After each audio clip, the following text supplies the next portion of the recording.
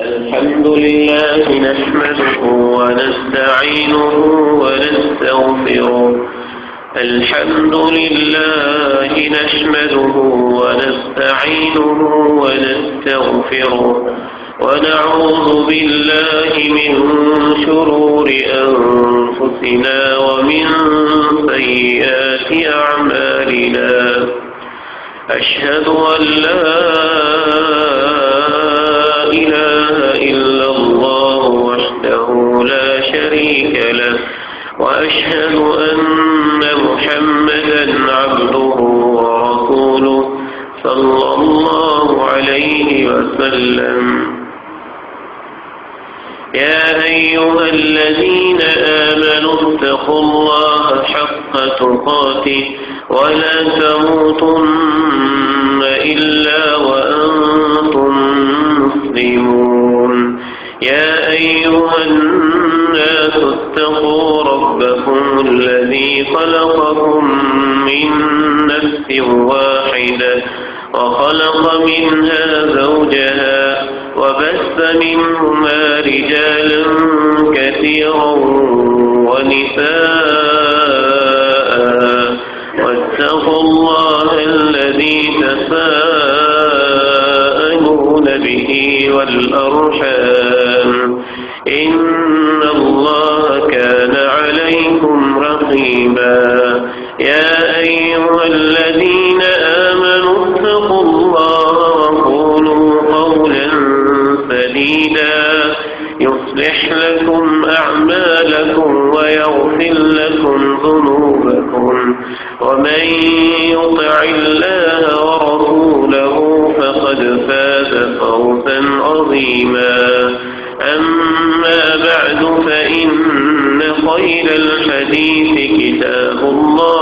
الله وخير الهدي هدي محمد صلى الله عليه وسلم وشر الأمور محدثاتها وكل محدثة بدعة وكل بدعة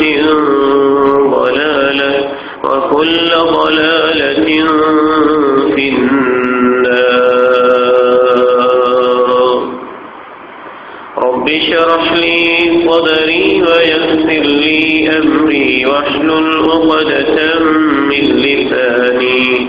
يفقه قولي رب أعوذ بك من همزات الشياطين وأعوذ بك رب أن يحضرون اللهم صل على محمد وعلى آل محمد كما صليت على إبراهيم وعلى آل إبراهيم إنك حميد مجيد اللهم بارك على محمد وعلى آل محمد كما باركت على إبراهيم وعلى آل إبراهيم إنك حميد مجيد رب أعوذ بك من همزات الشياطين وأعوذ بك رب أن يحضرون رب اشرح لي صدري رب اشرح لي صدري رب اشرح لي صدري ويسر لي أمري واحلل عقدة من لساني يفقه قولي اللهم انفعني بما علمتني وعلمني ما ينفعني وزدني علما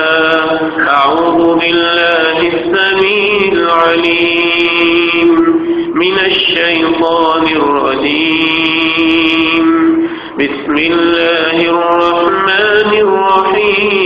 الرحيم نون والقلم وما يسطرون ربك بمجنون وإن لك لأجرا غير ممنون وإنك لعلى خلق عظيم فستبصر ويبصرون بأيكم المفتون۔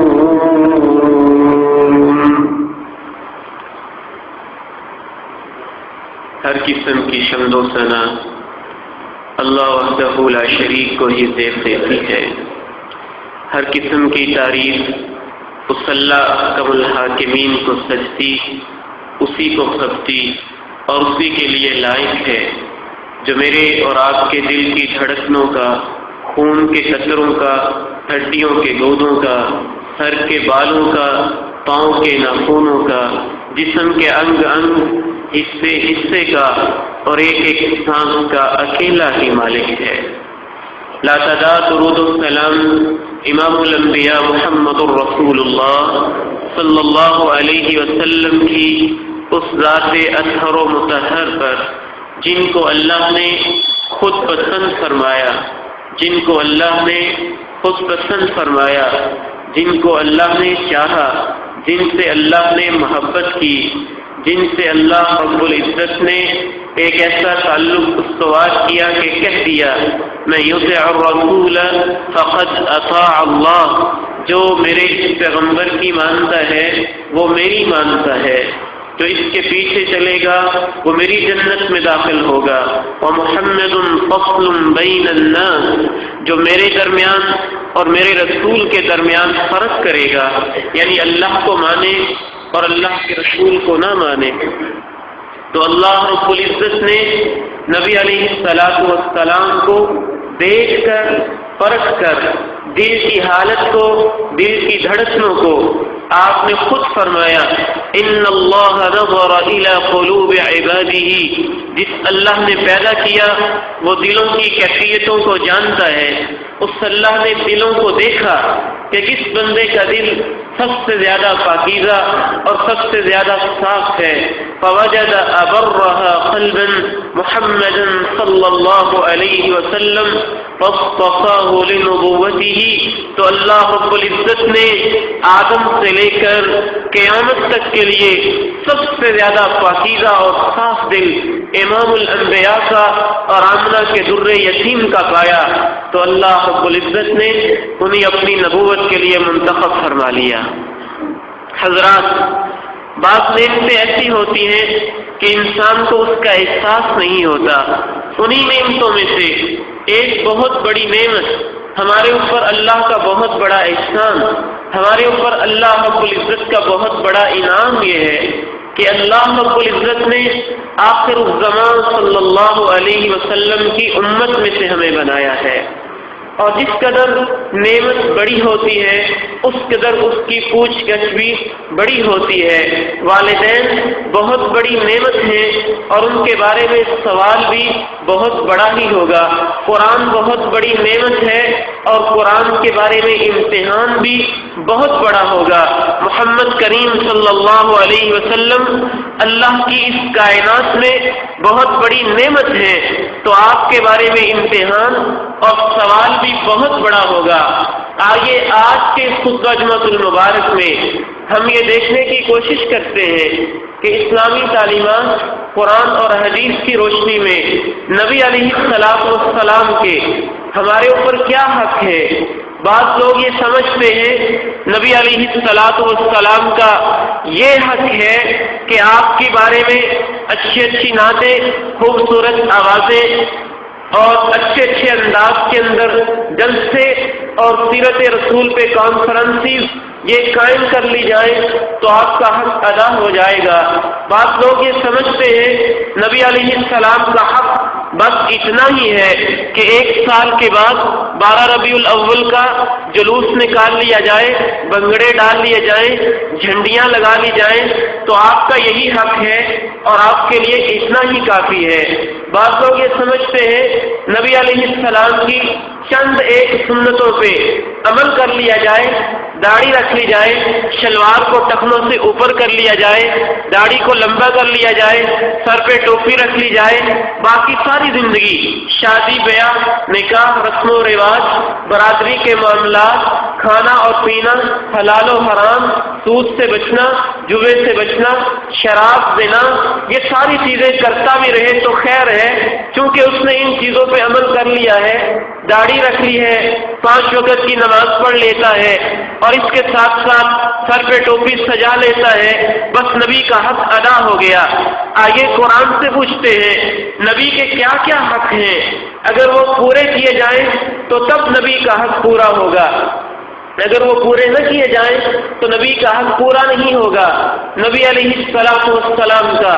سب سے پہلا حق یہ ہے کہ آپ پر ایمان لایا جائے، آپ کو مانا جائے کہ آپ اللہ کے پیغمبر ہیں، دل سے مانا جائے، دل کی گہرائیوں سے دل کی ایک ایک دھڑکن گواہی دے، جسم کا ایک ایک انگ گواہی دے اور دل کے اندر سے آواز اٹھے کہ میں خود اپنی عقل کا مالک نہیں ہوں، اللہ نے اپنے ایک پیغمبر کو پیغمبر بنا کر رسول بنا کر نبی بنا کر میری ہدایت کے لیے بھیجا، اسے ایمان کہتے ہیں۔ یہ ماننا کہ محمد الرسول اللہ صلی اللہ علیہ وسلم بہت خوبصورت تھے، بہت عظیم انسان تھے، صرف اس سے آپ کا حق ادا نہیں ہوتا۔ سب سے پہلی بات کہ آپ پر ایمان لایا جائے، دل سے مانا جائے۔ دوسرا حق نبی علیہ السلام کا یہ ہے کہ صرف دل ہی سے نہ مانا جائے، کون دل سے مانتا ہے اور کون نہیں مانتا، کون ایمان لایا ہے اور کون ایمان نہیں لایا، اگلے مرحلے پہ دوسرے حق پہ اس کا امتحان ہوتا ہے۔ اگر نبی علیہ السلام کو ماننا صرف یہ بات ہوتی کہ آپ کی نعت میں یا آپ کی شان میں چند نعتیہ مجموعے تیار کر لیے جائیں تو ہندو بھی سکھ بھی انگریز بھی یہودی بھی کافر بھی عیسائی بھی ہندو کو ماننے والے بھی سکھزم کو ماننے والے بھی بدھزم کو ماننے والے بھی پوری انسانی تاریخ میں آج اس وقت بھی جو دین کے سب سے بڑے دشمن ہیں ان کو اس بات سے کوئی اختلاف نہیں کہ نبی علیہ السلام کی تاریخ کے اندر ہندوؤں نے نعتیں لکھی، سکھوں نے نعتیں لکھی، عیسائیوں نے نعتیں لکھی، یہودیوں نے نعتیں لکھی، طرح طرح کے لوگوں نے بھانت بھانت کا پانی پینے والوں نے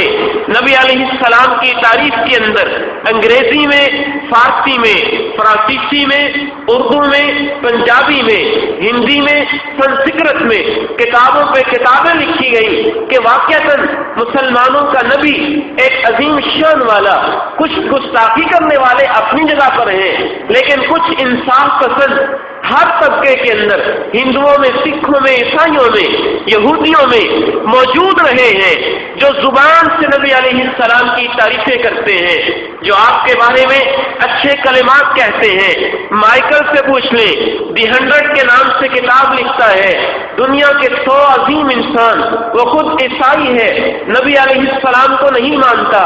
ایک بہت بڑا ہسٹورین بہت بڑا مؤرخ ہے، جب انسانوں کی تاریخ لکھنے کے لیے قلم اٹھاتا ہے آدم سے لے کر آج کی 19ویں 20ویں 21ویں صدی تک نظر دوڑاتا ہے سب سے عظیم کس کو لکھوں، اس کی نظر آدم پہ بھی جاتی ہے، اس کی نظر نوح و موسیٰ پہ بھی جاتی ہے، اس کی نظر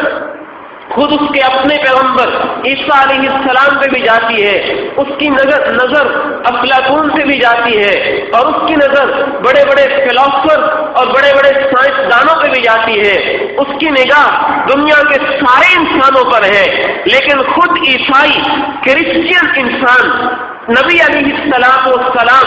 کی تاریخ کے حوالے سے جب آپ کی زندگی کو دیکھتا ہے، عیسائی ہوتے ہوئے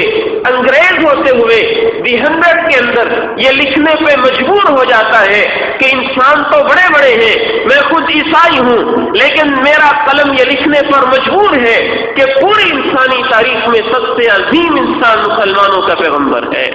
جسے محمد الرسول اللہ صلی اللہ علیہ وسلم کہا جاتا ہے۔ کیا اتنا لکھ دینے سے اس نے حق ادا کر دیا؟ کیا اتنا لکھ دینے سے اسے جنت مل جائے گی؟ کیا اتنا لکھ دینے سے اس کا فرض ادا ہو گیا؟ کیا اتنا بول دینے سے اس کا فرض ادا ہو گیا؟ نبی علیہ السلام کی دشمنی کرنے والے اور آپ کی خون کے پیاسے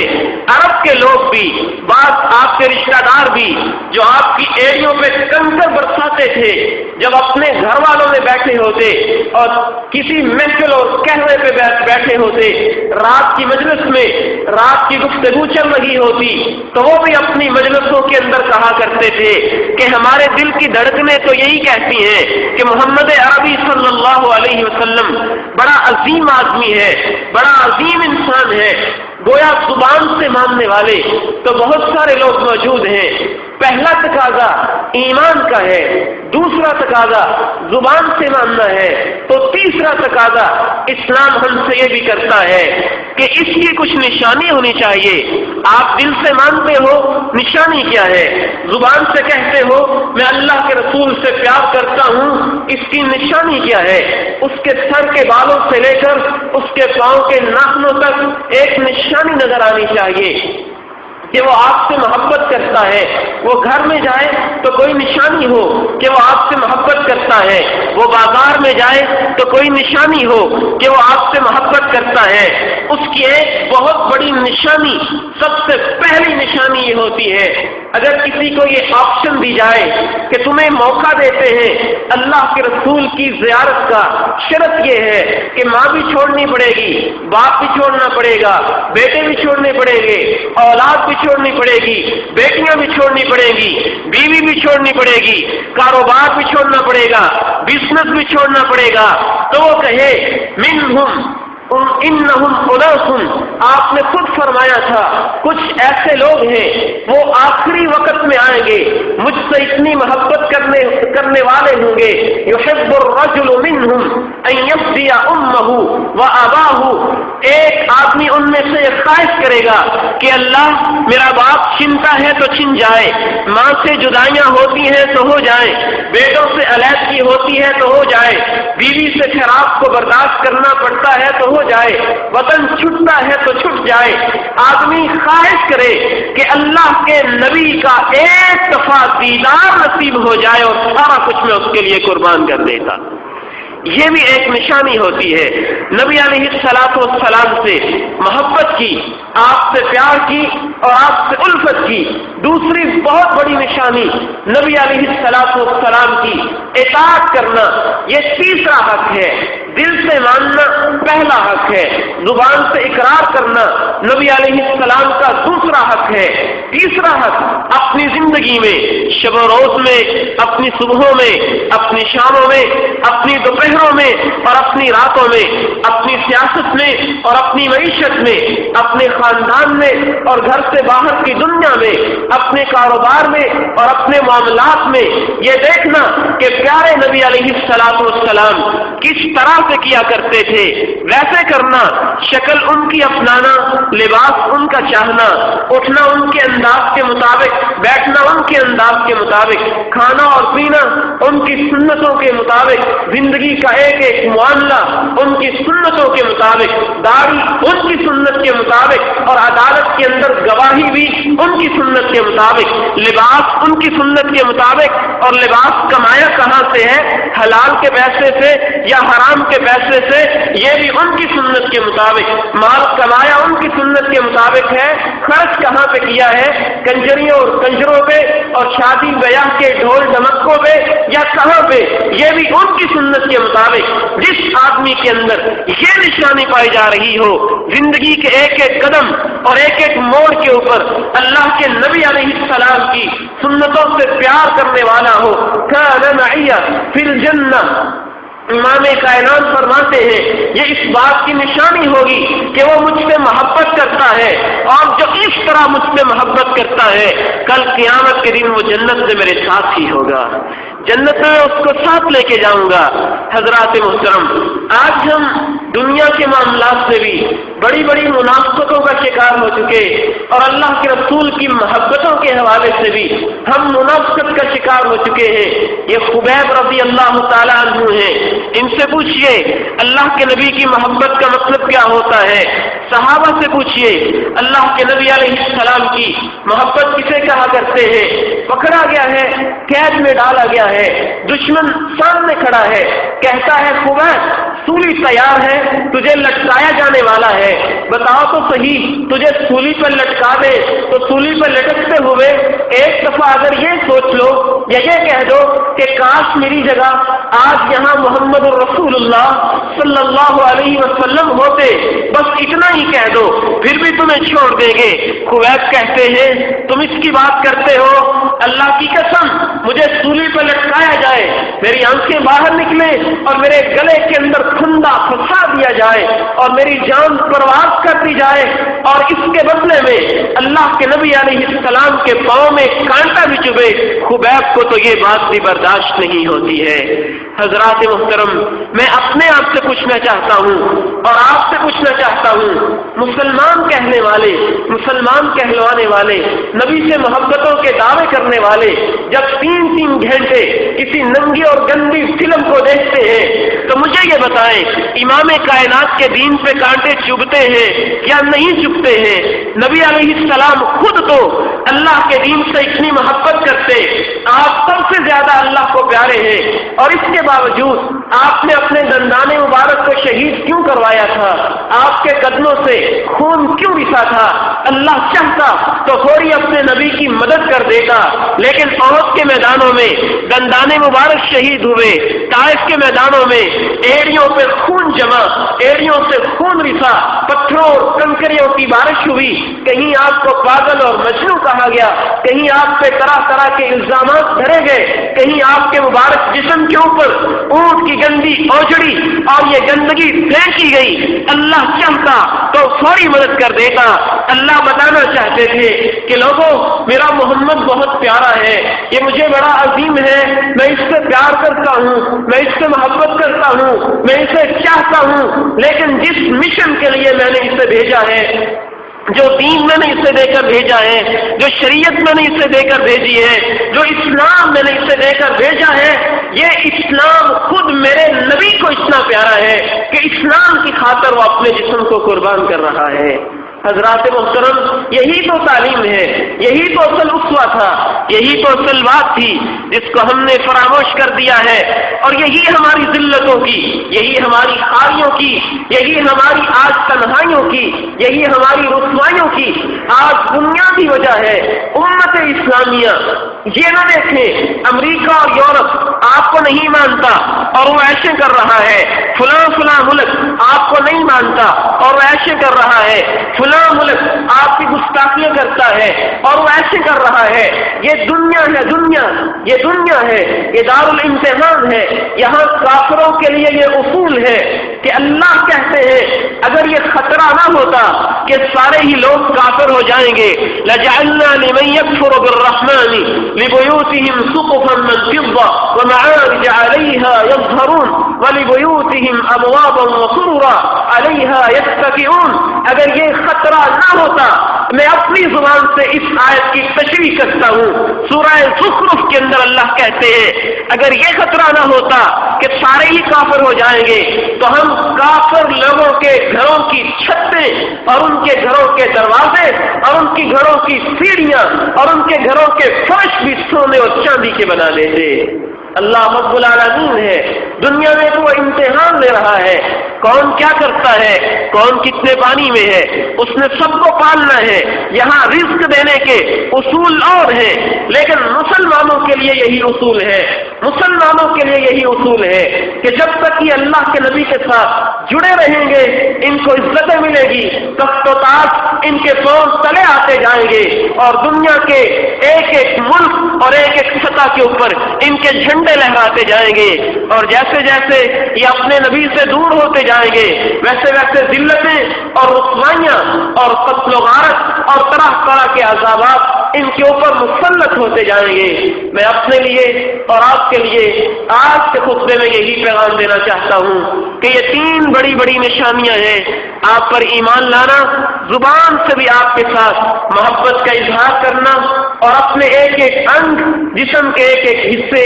اور ایک ایک معاملے اور ایک ایک ایشو اور زندگی کے ایک ایک موڑ پہ ثابت کرنا کہ میں اللہ کے نبی سے محبت کرتا ہوں۔ یہ 3 آپ کے بڑے حق ہیں۔ ہم امتحان لیتے ہیں، جائزہ لیتے ہیں کہ ہم ان حقوق کو کس حد تک پورا کر رہے ہیں۔ اللہ رب العزت سے دعا ہے کہ مجھے اور آپ کو اپنے نبی کی سچی محبت نصیب فرمائے۔ وآخر دعوانا الحمد للہ رب العالمین۔